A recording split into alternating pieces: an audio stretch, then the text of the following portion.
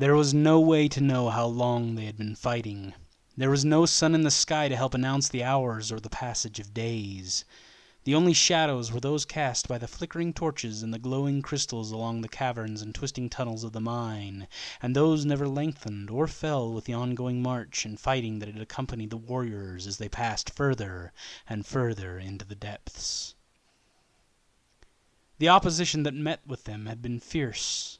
Disgusting rat-men poured out of holes that seemed too small to accommodate them. Abyssal dwarfs set up explosions and traps that delayed them and caused untold amounts of casualties.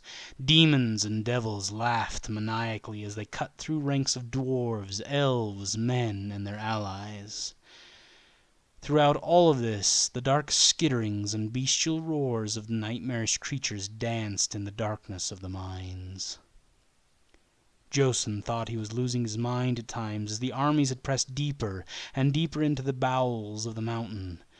Purple crystals had begun to appear along the walls and ceilings of the mine shafts, but so far they had been too hard pressed to stop and harvest any. The threat of the enemy always so close that to hold their ground would mean certain death, as they would become trapped both ahead and behind. Joseph worried about this. He knew that the crystals were the key to shutting the rift. He wasn't sure why or what had caused the creation of these crystals, but he knew that they provided an anchor to the material world and dimension where such things were non-existent. That reality, that power, caused the doorways that opened between the dimensions to shudder and collapse. Joseph knew that they would need more crystals to ensure the fall of the rift that he was certain lay within the depths of his beloved mountain home. While each dwarf who lived within Caligdrum possessed at least one crystal which they carried on their person at all times as a sort of charm, that would not be enough. The damage that Joseph had visited on the pillars of the rift back in the twilight glade had only been minimal before the dimension had spat him out into the world of the real once more. It would require a large force armed with enough crystals to really damage the gateway and seal it shut. He had so many questions that he needed answers for, such as if the size of the crystal would affect the damage to the rift, or if it was a quantity thing, that so many would be required to touch the gateway in order to close it. How would he prepare the troops for the lack of reality that existed on the other side of the gateway? Joseph spied a glimmer of purple light pulsating against the walls up ahead and pulled up short, turning towards Corbun.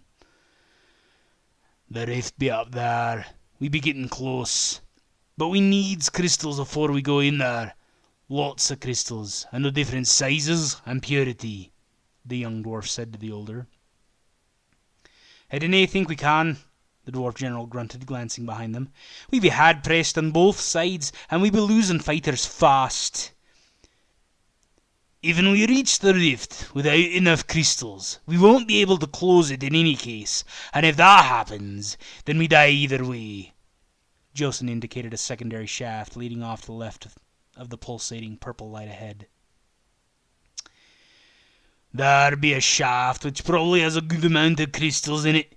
Even we divert to there, we can harvest the crystals and then lead an attack on the rift." "How do you know there be crystals in there?" Corbun narrowed his eyes, stroking his beard in contemplation. "I dinna know. But I do know that if we go after the rift without crystals, we'll na be able to finish what we started," Joseph replied.